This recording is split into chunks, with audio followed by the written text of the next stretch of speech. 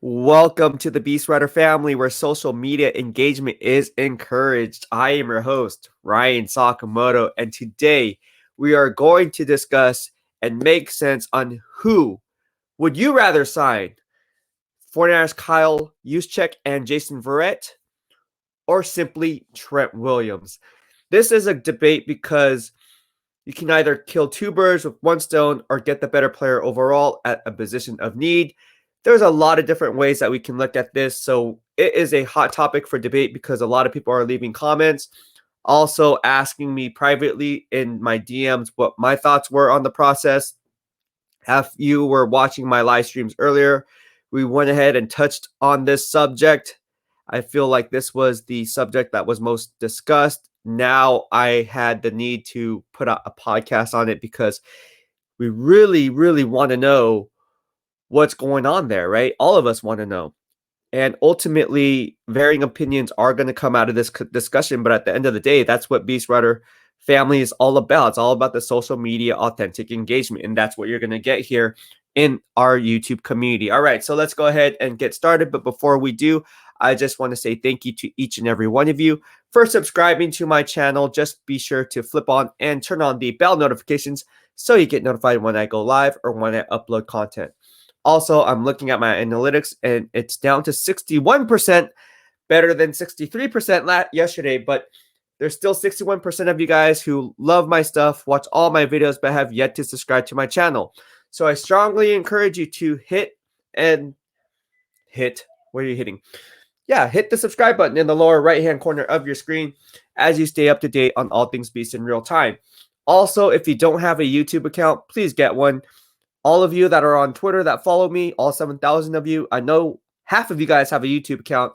So do yourself a favor, help Beast out, and go ahead, create the account and hit the subscribe button, because if you're on Twitter, odds are you would know that I've taken my gains on over to YouTube. Why? Well, it's a better outlet and social media platform, in my opinion, from what I want to do moving forward. All right, so let's go ahead and get started. We will talk about the discussion as it pertains to Trent Williams, Kyle Juszczyk, and Jason Verrett. So let's go ahead and start off with Kyle Juszczyk. Who is Kyle Juszczyk, right?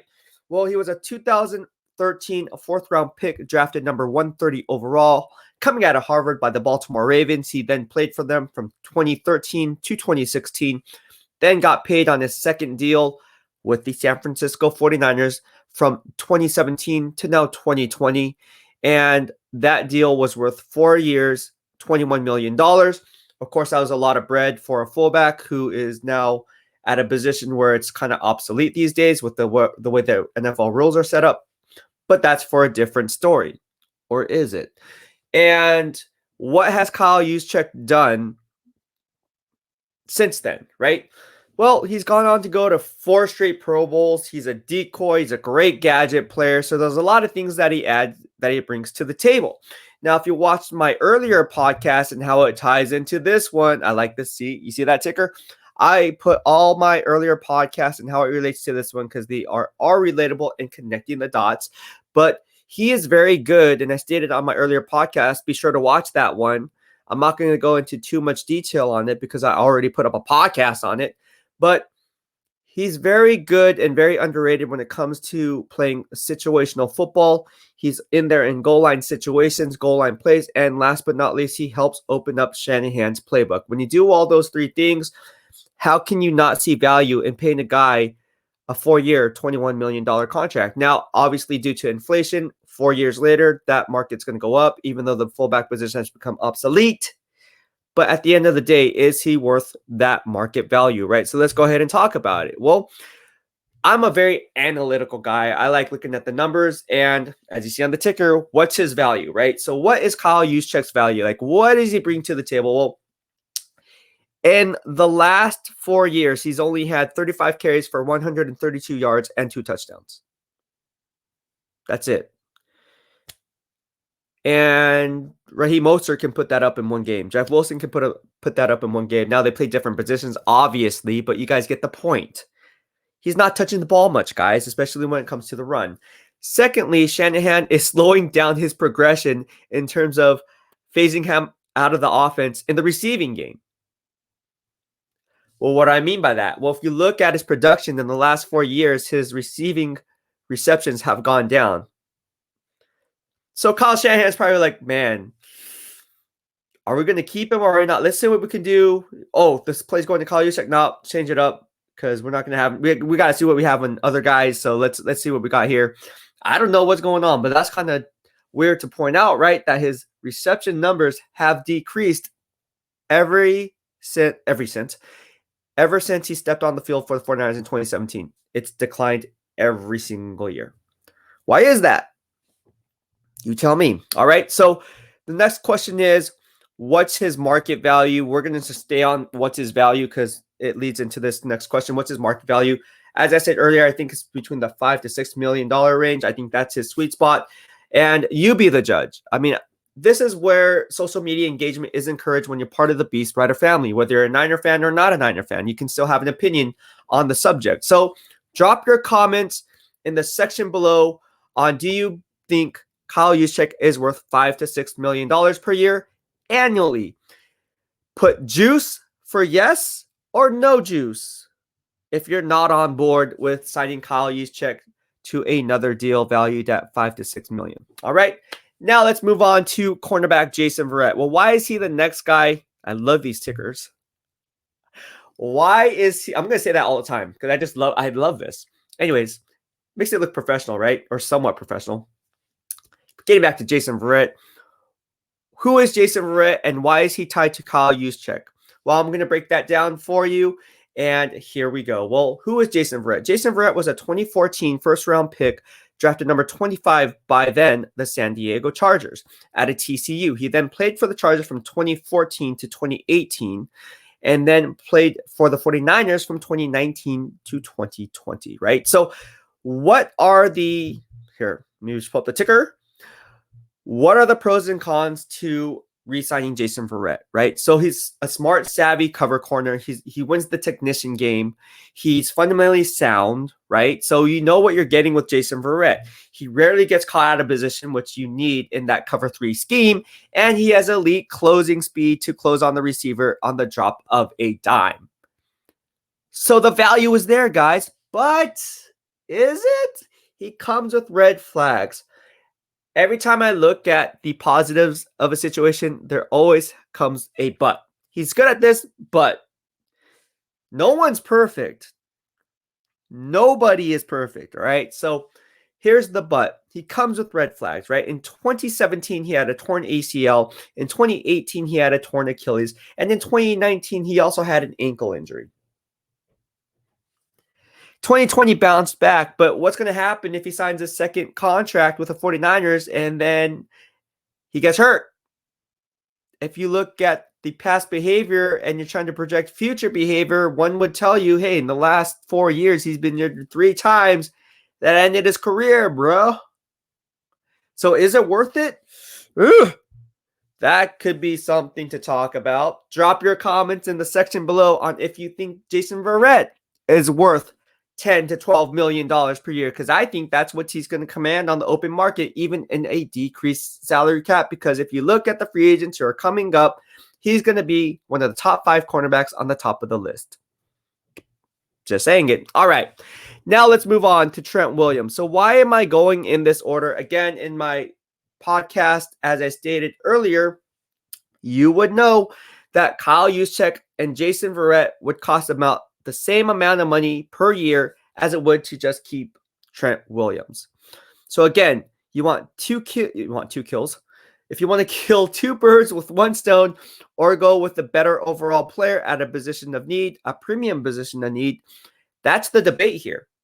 Because we all know what Trent Williams is going to command on the open market, right? So I'm not going to tie in and talk about earlier podcasts when it comes to Trent Williams. I already did that. I pounded that like a beating drum over and over and over and over and over and over again. But you can watch those podcasts. I went ahead and made a podcast playlist specifically for this podcast. So go ahead and click the description below. Watch those podcasts, please, so you can stay up to date and leave comments there, because there's still people leaving comments from podcasts I put out a month ago because they're still alive and everything I say still holds true. So rarely do my podcasts ever die out, like the next day or even 2-3 weeks down the road. It all ties into what's happening now. So getting back to this podcast, Trent Williams is definitely a top 5 offensive tackle, right? He's definitely a top 5 offensive tackle. I don't think anyone's going to blame anybody as to debating that. Like, I think we are all set in stone that he is a top 5 offensive tackle, best at his position. Now it comes down to what Trent Williams wants. Well, he's looking to get compensated because he's old. He's going to be 33 by the time the new league year starts. This is going to be his last big deal. This is it. This is it. This is his last go around. And so Trent Williams is going to test free agent waters because, as Greg Rosenthal from NFL.com pointed out, which I included in an earlier podcast, but you can catch that podcast in the Trent Williams podcast playlist below. He talks about how Trent Williams is going to test free agent waters because obviously his agent was smart enough to say, hey, look, 49ers, you guys cannot franchise tag him. He'll play, but he's not going to play on the franchise tag next year. So you guys can't tag him. Okay, cool. Cool story, bro. This is where we are. What's Trent Williams' value? Well, I already talked about that on an earlier podcast. I said it's $18 million. That's a sweet spot. I went into details on why that is based on analytics, based on the trends, and based on what's called comparables. Okay, so again, those podcasts do not die out. My podcast episodes stay alive for months. Watch those podcasts. Maybe you'll learn something, or maybe you won't learn something, or maybe you agree or you disagree. Either way, watch those podcasts because, again, this is all about BEASTwriter family and all about the BEASTwriter family social media engagement. And it doesn't matter if you're a Niner fan or not a Niner fan. You guys all know I have Cardinals fans, Panthers fans, Jets fans, Seahawks fans, Ravens fans, Steelers fans, Niner fans, Raiders fans. The list goes on and on and on. Bengals fans. I picked up Bengals fans the other day because I wrote a podcast on P. Sewell, so I picked up some Bengals fans. Packers fans. The whole J.J. Watt thing, picked up a lot of Packers fans. We're like, oh, it really makes sense on your top landing spots.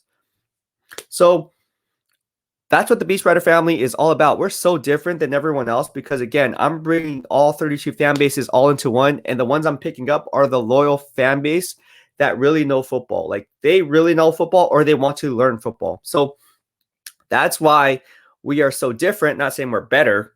Yeah, we're better, bro. No, we are different in that what YouTube channel provides fan bases from all 32 NFL teams where you're not at each other's neck. Like, you actually respect each other's opinion and you can have a healthy, strong, good vibe only debate. That's what it's all about. Anyways, getting back to it.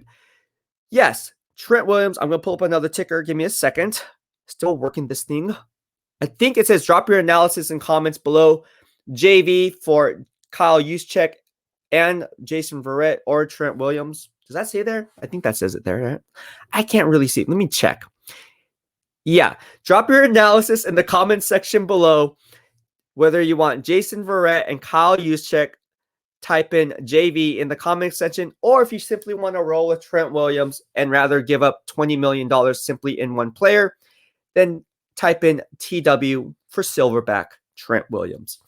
Well, that'll be it for today. I hope you liked what I had to say. If you did, please hit the subscribe button in the lower right-hand corner of your screen as you stay up to date on all things Beast in real time. Also, I just want to say a special thank you. Again, we are running that milestone giveaway. Don't be fooled. I always do my giveaways. You can hashtag Spot the Beast. Everyone who follows me on Twitter, I did Spot the Beast contest. Go ahead and hashtag that. And I was giving away free stuff all the time. I had to stop it. I'll talk more about that in detail. I did not want to stop it, but that's for a different story. I love giving back to the fans. I have no shame in doing that. I love you guys. So that's where we stand. Anyways, I'm going to do that giveaway. I wanted to give everyone an opportunity to open up a YouTube account and follow me there and engage with us and grow this BEASTwriter family. So general rule of thumb is usually I do it every Friday at 2:30 p.m. But because people were hopping on the bandwagon late, I shouldn't say bandwagon, hopping on the YouTube bandwagon late, which is fine. I mean, I'm late to the game too. I'm giving them the opportunity and the same opportunity as you guys to go ahead and possibly be in play for that candlestick pennant, which I'll release at 2:30 p.m. for Family Fridays next week. I changed it from Fan Fridays to Family Fridays because when you're here, your family, I don't like using fans. Like, oh, follow me, man. That's one of my followers, bro. Or that sounds so weird to me. Like, it's like, okay, bro. Like, cool story, bro. So that's why I say family, because when you hear your family, we're all here to support, raise each other up. Good vibes only. I did post my workout video yesterday, and I've been meaning to do that. I wasn't sure how it was going to play out. I didn't post it to, oh, look how much weight I can lift. It's just like people know me for that. Again, different social media outlets people follow me for. When it comes to the San Francisco 49ers and my fitness grind, that's mainly on Instagram. When it comes to just my Twitter analysis, that comes strictly from Twitter, or used to come from Twitter. When it comes to YouTube, it's all those combined. So I'm really, really trying to brand myself to where I can pull these different social media outlets into one, and YouTube is giving me this platform. I think what I provide is very different from any other beat writer or NFL insider or analyst, is because, again, I'm in the fitness game. I personal train people, online coach people. So this is what I do, and I do it for fun. Like, honestly, I just do it because I like doing it. So if you guys have any questions on workouts or any questions on diet, I can definitely help you and guide you in the right direction, because, again, at the end of the day, my track record speaks for itself. Those who know I trained 49ers players, know I trained people getting ready for the NFL Combine. All of this has been listed on social media and privately. A lot of the people come to me when they don't want to work with their strength and conditioning coach, but hey, Beast, I need your help on this. And then we'll go to a private gym, hit up the gym, and get our gains in there. So yeah, it's really, really fun and really, really cool, because I feel like what I bring to the table is so different, not necessarily better, but it's different in the fact that that's why people call me the BEASTwriter. Not too many people know this, but I didn't give myself that nickname BEASTwriter. I didn't like the name Beast to begin with. I hated it. Like, hated it. Hate's a strong word, but I did not like it. And the 49ers fans gave me the name BEASTwriter because obviously I'm known for my fitness grind. When you cover the 49ers as a credentialed beat writer, that's what we're known as, beat writers, the heartbeat of the team. But then the fans said, no, you're the beast writer because of your fitness grind too. So that's how BEASTwriter came to grow as. Like, that's what I became to be known as. I didn't like it at first, but then people were telling me, and the players and the coaches, like, man, yeah, you just have to roll with it, man. Like, I don't like being called this, but they call you that. So what are you going to do? So I kind of stuck. Now it kind of rubbed on me, and I kind of like it now. Actually, I love it. I love the name BEASTwriter because it embodies everything that I'm about in my brand, which is football and fitness. And what better way to do that than be called a BEASTwriter? And that was a pretty interesting story. I actually went on ESPN radio, and they asked me how I got that nickname BEASTwriter. They also wanted me in the octagon. They're like, you should be in the UFC octagon this week. I'm like, oh my gosh, no, I'm not on that level. But anyways, getting back off topic, some of you guys were asking me for that, so I just thought it'd be a good time to go ahead and put that out there on how BEASTwriter came about. Before, my Twitter handle, simple, Sakamoto Ryan. Because my name's Ryan Sakamoto. So I was like, oh, Sakamoto Ryan. Because Ryan Sakamoto was taken. And so that's what happened. And then it changed it from Sakamoto Ryan to 49ers BEASTwriter. And then I changed from 49ers BEASTwriter to simply BEASTwriter. Cool story, bro. All right. Well, that'll be it for today. Again, if you liked what I had to say, please hit the subscribe button in the lower right-hand corner of your screen as we stay up to date on all things Beast in real time. I'll be back a little bit later. I'm going to go work out right now to get my fitness grind in, but I'll be returning. What is it? It's about 12:30 right now, so I'll be returning right around 3. I do about a 3-4 hour workout, come back home, and then we're going to go and hit it hard live. I think I'm going to go back on live stream, and I want to discuss this matter. So when we're talking about what's going on in terms of what the 49ers should do in regards to Trent Williams or resigning Jason Verrett and Kyle Juszczyk, I think that's something that we need to discuss, because at the end of the day, that's what it's going to come down to. And let's play the role as if we are John Lynch, because, hey, he's the one actually making the decision, but hey, we can play armchair GM. Who cares? We're not going to get in trouble for doing it. So let's hear your thoughts. Drop those comments. I'll be looking forward to talking to all of you, and I come back as I come back on the live stream, and that will be, I don't know what time that is. I'll probably post up something up on the commentary page and the community page, commentary page and the community page, and I'll let you guys know what time that will be. All right. Thank you so much. Hope everyone's having a happy Saturday. BEASTwriter out.